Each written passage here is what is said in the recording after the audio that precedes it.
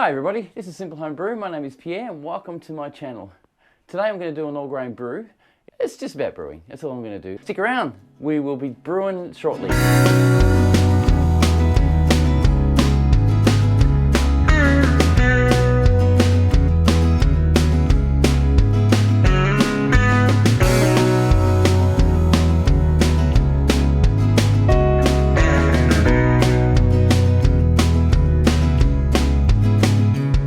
So I've got my grains. My grains are just, these grains here are a mix of, I was going for a Cooper's Pale, but I actually ended up with, it was going to be an American style amber ale or red ale, but I couldn't get all the grains, so I had to go and just get, basically my brew shop provided me and delivered to my house grains that they had in stock, and they gave me a couple of alternative grains that I could use, which will do the job, and I'm hoping it tastes great. Unfortunately, he told me what it was, and at the time I was fairly busy, so I never wrote it down. So really, it might be a beautiful brew. If it is, I'm going to be wrapped. I'll never be able to make it again because I don't know what was actually in it, but we'll give it a go anyway, won't we? So what was supposed to be, it was supposed to be a pale ale. I'm pretty sure it's a pale ale grain. A Munich Crystal, Victory Malt and Dark Crystal. I think the Victory Malt was changed to something else, another malt. But they're all the proper, like Crystal is a proper grain alternative to that Crystal, and Victory Malt is another malt in comparison. So it should taste similar to what it's supposed to. We're using Cascade and Fuggles for this hop treatment. This is one of my last all grain brews that I'm going to do. I'm only going to do 1 or 2 a year. It's time consuming, and I prefer not to do this because I haven't got a lot of time for it. Today is going to be a 40°C day here in Traralgon, so I'm doing it early in the morning. So I got up at 6 o'clock this morning to do this because it's cooler, and because it's going to take up to 4 or 5 hours to do this, I do it now. Otherwise I'm going to boil and burn out, and especially in a shed like this. So stick around guys, just going to brew a brew and we're going to have fun. Catch you soon. What I've done is I set the timer on the Grainfather for 7 o'clock this morning. It is pretty late. I've had a lot of trouble getting my cameras to all sync up properly. They're finally syncing up. Hopefully they're not wavy and flickery this time because I've set them so that they don't do that. I've preheated this. It's at 67°C. I have all my grains, which is 6.7 kilograms. We've got a pale malt, a Munich, a Crystal, a Victory Malt and Dark Crystal going in. And these are all in one go. I'll just move this out of the way because it's under my feet. Like I said, I've been having trouble with cameras all morning. This morning's been about an hour and a half of me just setting them all up, getting them ready. But we're on, we're good. So I'll just remove this little handle here. We don't need that right now. Pop that over here, get the lid off. Now this has been hot for about an hour and a half, just sitting. We'll open this up. I'll get a spoon. Just be a sec.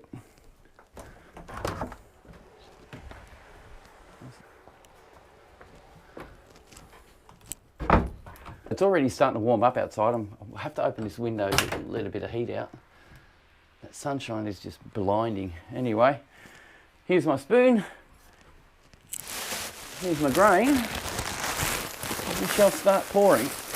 And like I said in the past, it would be great to have someone to help me out here, but I'll never have that. Not unless someone's interested to come along and do a brew with me on film one day. All right. Hope you can see that on that other camera. I've got to stop.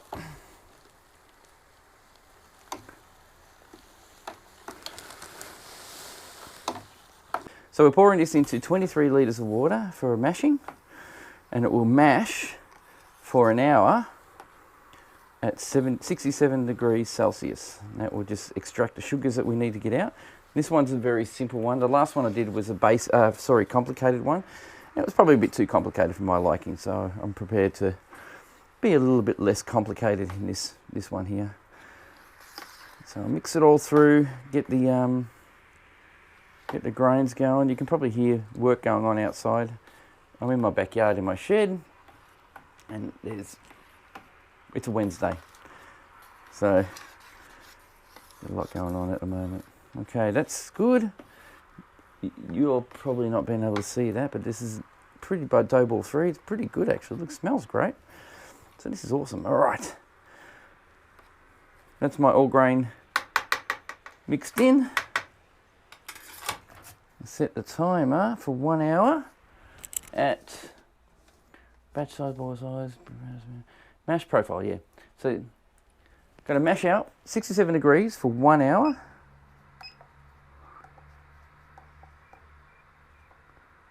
All right, so now the grains are in here. They're soaking. This is going to soak for an hour. I'll pop the little filter on if I don't feel the bloody, don't compact it. So there's 6.7 kilograms of grains in here in 23 litres of water.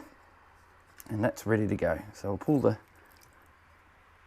pop that in and we'll just, pretty much, that's what we're going to leave it at. Pop that lid on. I know I'm talking through it all, but that's how I think. And then we'll just let the water, or what do you call it, the wort, circulate. Okay, we're at the end of our mash.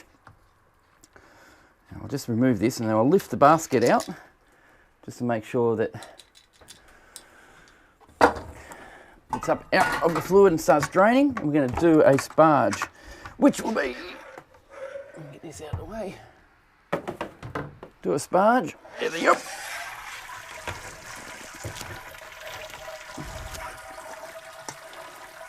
Drain that out. I know it's a bit high. I did that on purpose.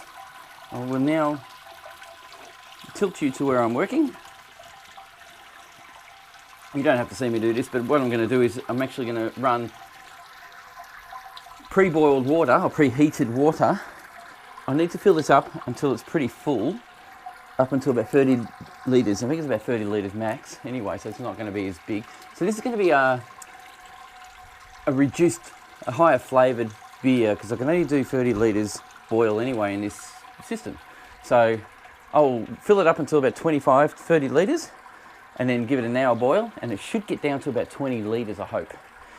But I'm not calculating anything because I know this is the first try and it's just experimental, so I just want to see how it all works out. So I pre-boiled some water. It's down on the floor here. You can't see it, I know that. And I'm just going to pour it over the top of the basket up here and just allow it to rinse out what's left at the same temperature as it's been smashing out at. So once I'm done, I'll get back to you guys. Just got a couple of drops coming out bit by bit. So I'll pop that in the pot down here, which is still clean anyway. So I'll leave that sitting in there for about half an hour while this is heating up. Once this is heated up, and look at that, we're nearly at 30 litres, so we're at 28 litres, which is fine. That's what I want it to be at. Hopefully it boils down to about 23, 22 litres, and that's what I want to get it at. It's going to be a stronger flavoured beer compared to what's in the recipe. That's going to work out really well, hopefully. So I'll let this boil down now. This will come down to, this will heat up, boil down. I'll pop the hops basket in, hops spider, wherever that went, just to get that sanitised before I use my hops in it. So I'll whack that in there now, so that's ready to go. That way it won't pollute. Last time I let the hops get through the whole wort, and I don't want that to happen, because if I put the hops all through here, get into there, it clogs up everything. So this is a better way of doing it. Once it's boiled, I'm going to set the timer for an hour. At 45 minutes before end of boil, I'm putting in my first lot of hops, which is Cascade, which is 30 grams of Cascade, which is 30 grams of Cascade. And once I've done the 30 grams, I'll let that boil for another, what we're saying, another 15 minutes. And at 30 minutes to end the boil, I will put in 4.5 grams, 4.5 grams of fuggles or fugels, whatever, how you're meant to pronounce it. Someone will tell me one day. And then at 15 minutes to end the boil, I'm going to put in another 4.5 grams of fugels. And then after that, once it's finished, I'm going to pop in 40 grams of Cascade and let it sit for 10 minutes before trying to cool it down. So we're on it. So while my brew is heating up and getting ready for its 1 hour boil, I'm going to pressure test this, make sure that this can actually take the pressure. So I'll set this up. It's 35 pounds of pressure that it can take. So I'll pop a pressure valve on. I'll grab this seat here because the tank is too short, the cable is too short. Open her up and I'll actually pressurize it to what they rated at, just to make sure it doesn't leak in any way. So they say 35 pounds. I'll fill her up. We'll know if there's leaks very quickly. We're at 10. We're at 15. This will ensure that this vessel, sometimes you've got to pressure test our vessels. We're at 20 pounds. I don't know. So far, no leaks. Oh, maybe. Yes, we have a leak. Right, what's leaking?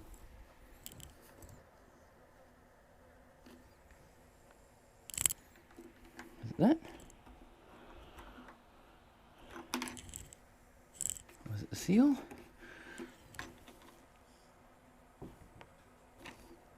I can hear it, but I can't see it. So what I'll do is we'll take it apart, check the seals, we'll get it up to 30.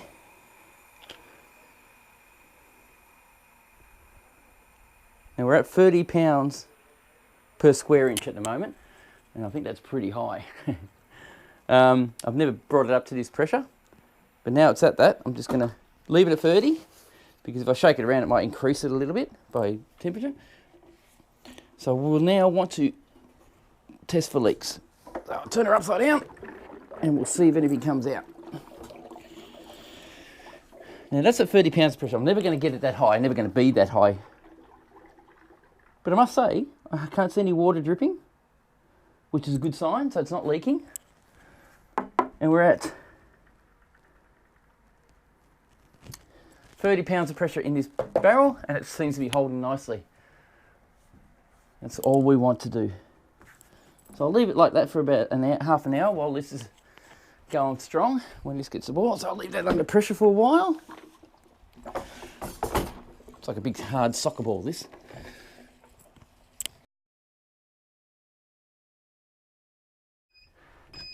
This is done, this is at boil. We're about to lose a bit of get a bit of a boil over here, so I've got to be careful of that. Let's quickly mix this up. Turn that beeper off. Okay, so we're going to try and stop this from boiling over, so I have to keep control of the heat until it settles. So we are at boil point now. So I can actually start the timer, because it's now boiling, to 60 minutes. Oh, what happened? I had my finger on too long. Right, start the timer for 60 minutes. Whoop, too far. I'm not watching what I'm doing. 60 minutes, set. So now it is boiling. We're now at 45 minutes. We've got to drop in our hops. All right, guys, we'll get back to you when we add our hop addition. All right, we are at hop addition. We're at our hop addition. So I'm going to add 30 grams of Cascade hops. I'm going to add 30 grams of Cascade hops in my hot spider, just there, which will just basically bitter it. That's about all. I put it in a spider because it makes it a little bit less messy for the future. So it's in here. Get strained through the actual hop spider, and all flavours will come out and bitterness, and that won't hopefully mix too much with the wort or the beer. Okay. Next addition is at half an hour before end of boil, and that will be the fuggles or fugles, depending on who you are. Okay, we'll see you then. Okay everyone, we are now at 30 minutes to end of boil. I now have a 35 gram of fuggles to put in.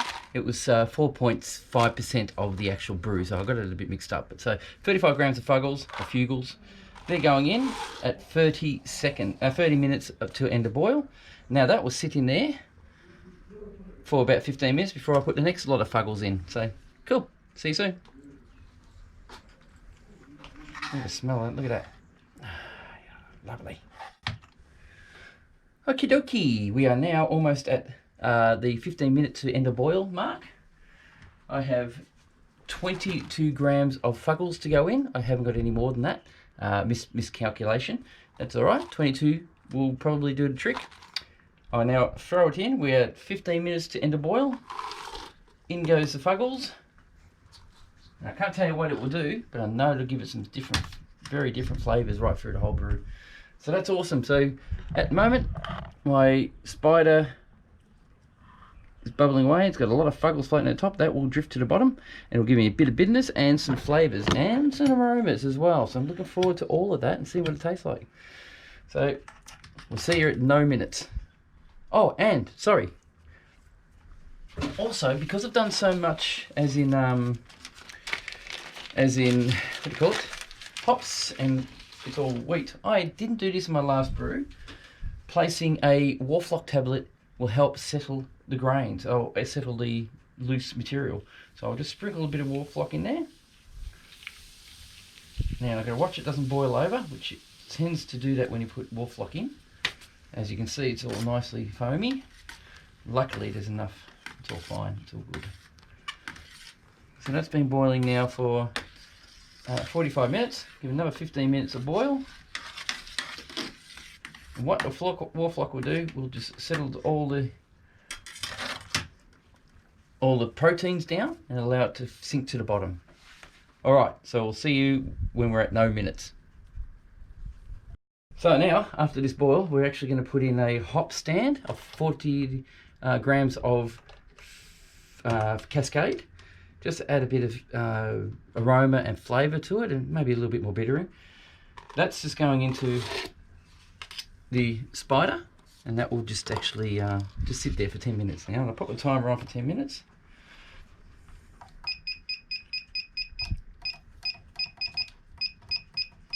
So we're at 10 minutes, and we'll leave that sit for 10 minutes just to settle and relax. And turn the heat off actually.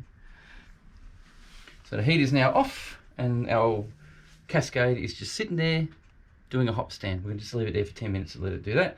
Then I'll take the hops basket out, the hops spider out, and once I've done that, then I can start cooling my wort down.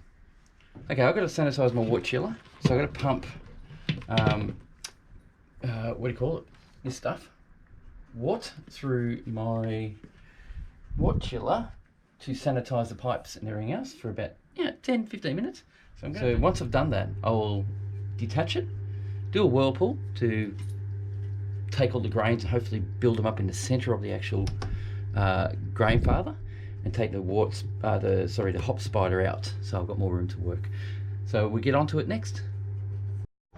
Just noticed as it's cooling down and it's not boiling anymore, look at that, it's starting to froth up in the what do you call those? In the hops. I've never seen that. It must have some sort of effect once it cools down a little bit. It reacts. How cool is that?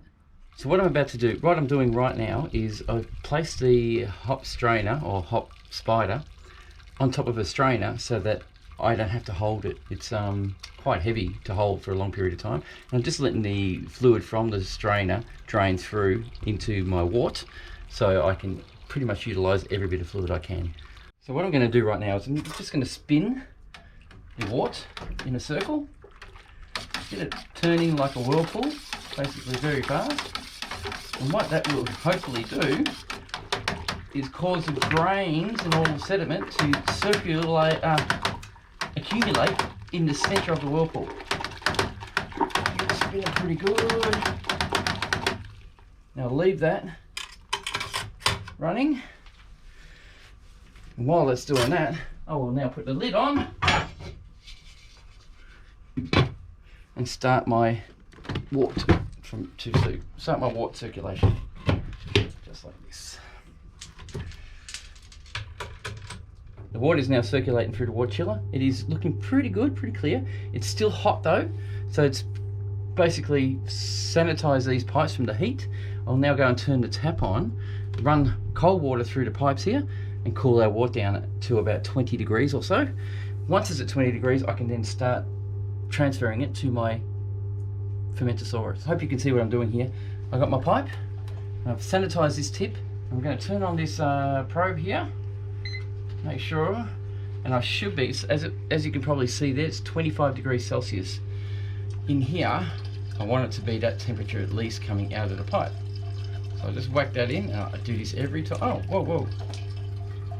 It's not working. So we're at 28 degrees Celsius, which is, I can, what do you call it? I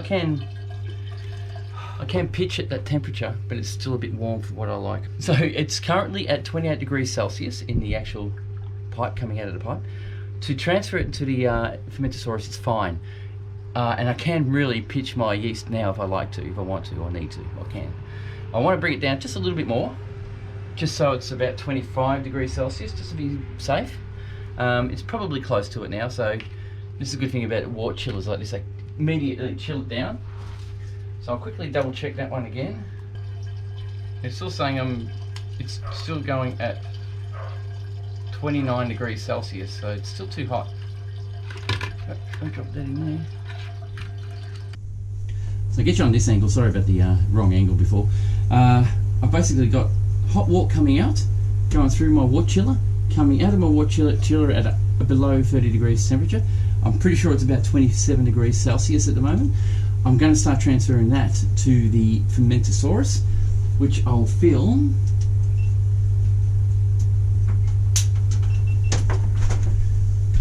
the floor here. Okay, this is all sanitized as you have seen previously in the video. What I'm going to do now, that was sanitized until it hit the floor. So all this stuff is sanitized, so just quickly sanitize the lid once again. I'm going to transfer now from, I'm going to take that off, it's off balanced. So I'll transfer that from my Grainfather into my water chiller, into my fermentosaurus. So just close the valve, grab my hose, and we'll just quickly put it there. Should be enough to start pumping, and in it goes. So it's looking pretty good, it's pretty clear, it's coming out nicely. I'm looking forward to this one looks like it may be a really nice one. So we'll let that fill, and I'll get back to you once it's done.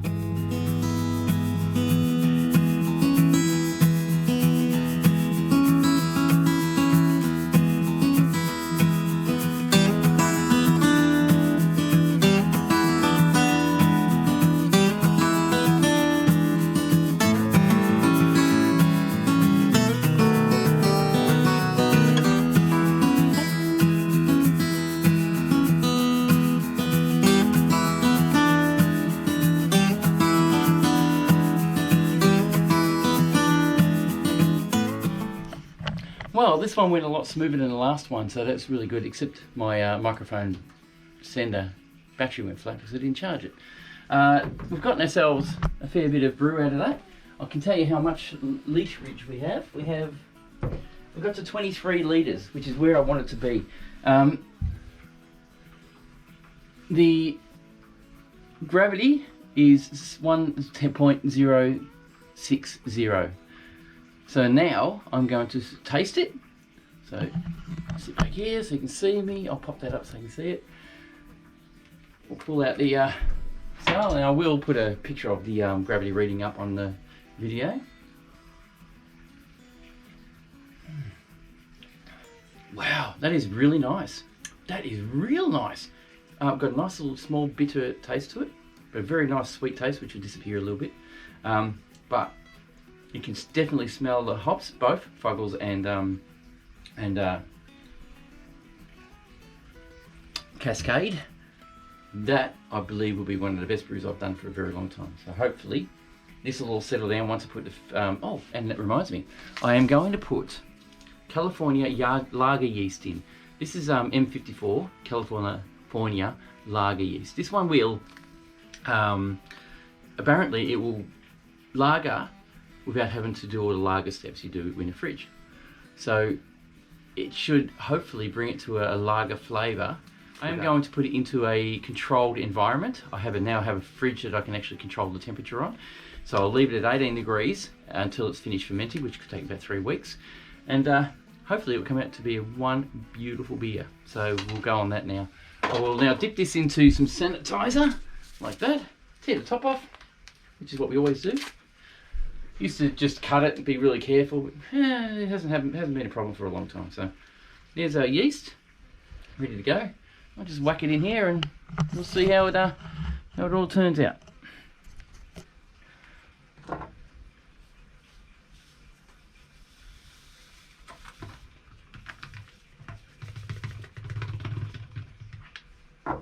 I lubricated the rubber washer with food grade grease so it stays nicely sealed. Yeah,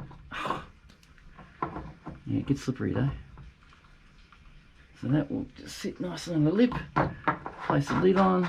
Now, as this will pressurise on its own, but I will add a little bit of pressure. I'll put about 8 to 10 pounds of pressure in there, just to be sure that it's going to stay at that pressure when I start fermenting. Regulator there. So I've got the regulator set up, placed on the pipe that doesn't have the tube on it, the dip tube. And now I'm just going to crack open a CO2 bottle and put about 10 pounds of pressure in there. This will tell me whether I have enough pressure.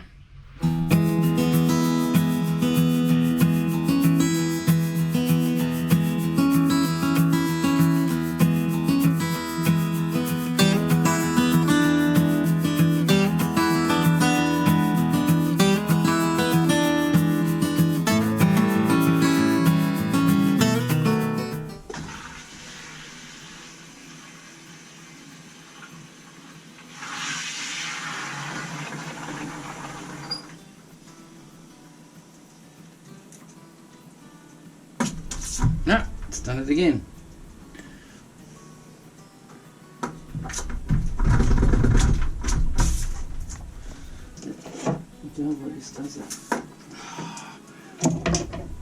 Okay, that's something I'll be changing soon. That's just not on. Brand new. Okay, we're now under pressure. It's got about 10 pounds in there. Made an absolute mess. Probably lost about half a litre of wort. But we're done. Oh, geez, I'm glad you were there to witness this. What a pain. So if anybody out there has had this problem, let me know, because it's the first time it's happened to me. All over my face, all over my glasses, all over. So things go wrong when I do stuff. As you can see, it went wrong. Basically, the valve on this brand new, mind you, brand new pressure fermenting system didn't close properly, so it just spurted out everywhere. So I got it all over me, all over my face, all over my glasses, all over my hair, so I'm going to have a shower and clean up. But first, I'll need to make sure this stays under pressure. So I'll keep working on that. And I hope you enjoyed this one. I will do a taste test or a review on this later on to tell you how it tastes and if I really do like it. But I'm really looking forward to it. It tastes really good without being fermented. I hope it tastes just as good when it's finished. So thank you for watching, thank you for subscribing, and I hope you come back for the next one. Cheers!